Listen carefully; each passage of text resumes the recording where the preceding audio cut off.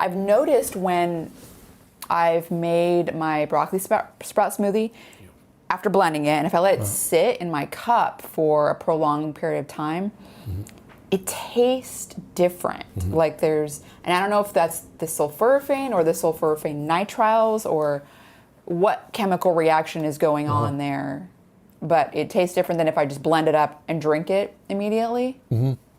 I think it's probably the sulforaphane. So when you blend it and drink it immediately, you probably haven't given enough time for all of the glucosinolates to be converted to sulforaphane. Do you have any idea how long, what the temporal sort of timeline?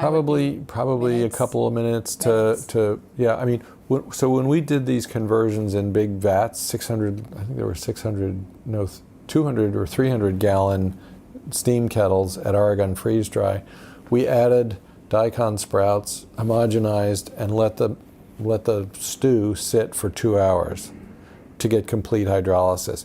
If you can do the calculation of sort of the half-life of the enzyme and how fast it works. And so it takes a matter of many minutes. So in your particular case with your broccoli sprouts, maybe it was 10 minutes or maybe it takes a half hour to get completely converted. So probably what you were doing is chugging the not so nasty tasting glucosinolates. It does get more foul tasting as you let it sit. Yeah, it does. Exactly. And so the conversion is happening on the way down the tubes, and then when it gets to your intestines, probably more happens. Right. And I should mention, speaking of intestines, we have no idea where most of the myrosinase activity is.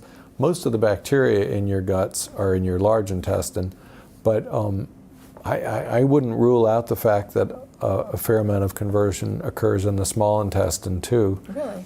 Yeah, and I say that based on the fact on the pharmacokinetics that we see, because we know that we see the metabolites of sulforaphane appear in the blood within 10 minutes of ingestion, and when you talk to gastroenterologists about gut transit time, it's certainly. It stands to reason that it takes more than 10 minutes to get, or 15 minutes, to get all the way to your large intestine and undergo a chemical reaction.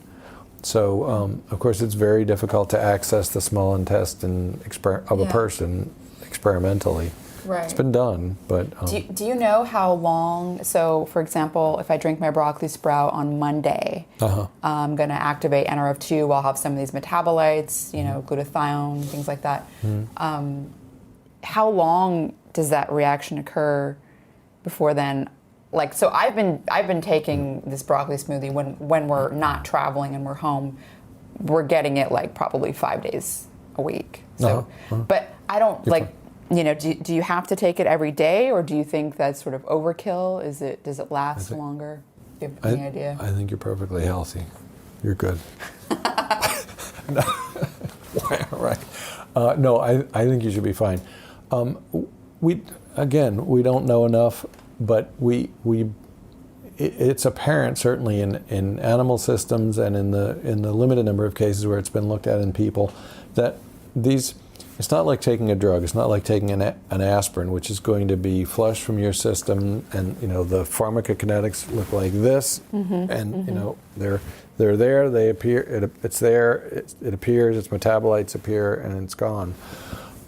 What you're doing when you take sulforaphane is you're upregulating a bunch of enzymes, and those enzymes have comparatively a rather long half-life, meaning they don't lose their punch, they don't get deactivated or get broken down all that fast. And their half-lives are on the order of days, maybe even weeks for some of them, but certainly a few days is a reasonable guess for many of them. So once you boost all these enzymes, they stay upregulated, in other words, more active for a period of time, and then, it goes away.